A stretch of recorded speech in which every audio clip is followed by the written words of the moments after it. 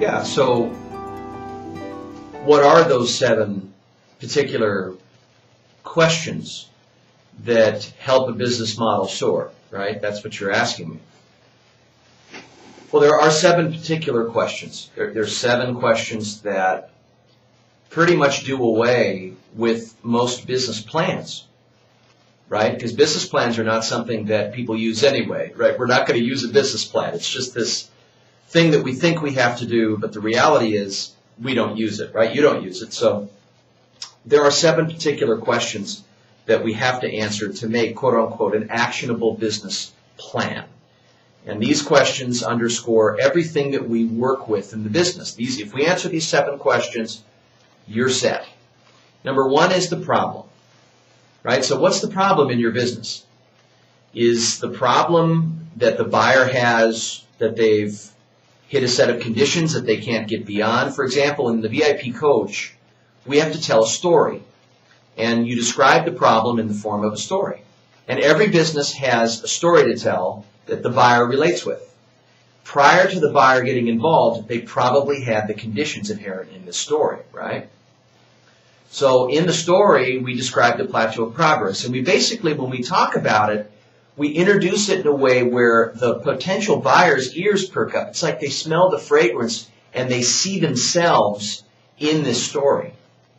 So there's really 2 kinds of stories. There's what's called the pain story or the anxiety creation story, which is a story that's geared for the listener to relate with a suffering or a pain that they're currently having. And understand that this is precondition, this is preamble to the need, right? This is what are the situations that maybe they know or don't know that they're in that may cause some kind of demand for change, a solution like yours.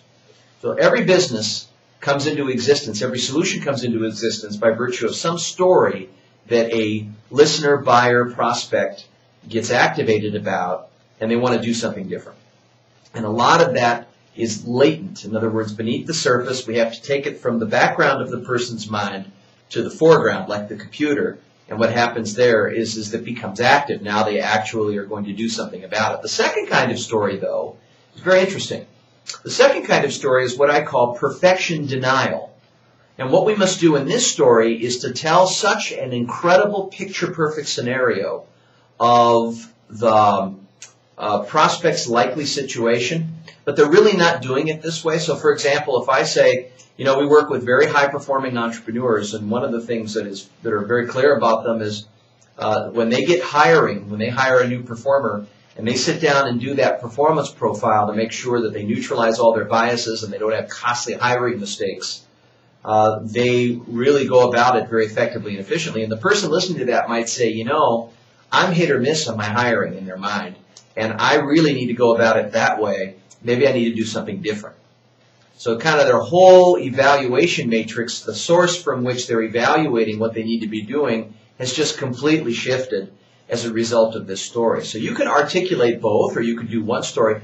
I really like the perfection denial story, so the person feels like it's a privilege, right, to say, well, if I had that, I'd be able to have something really great, and therefore I need to learn more about what this is. I'm interested. So the story is what stimulates people's interest, and unless we can interrupt some kind of attention span that they have, there's really nothing else we can do. So question number 1 is, what is the problem? Stay tuned for question number 2.